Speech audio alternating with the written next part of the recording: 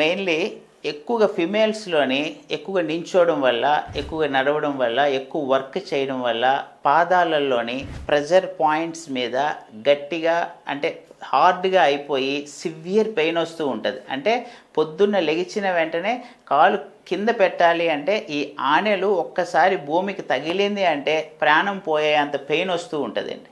So వీటిని first ఏం చేయాలంటే సాఫ్ట్ చేసుకోవాలి. అంటే అక్కడ ఉండే హార్డ్ స్కిన్ని సాఫ్ట్ చేసుకుంటే చాలా వరకు ఈ పెయిన్ నుండి బయటపడవచ్చు.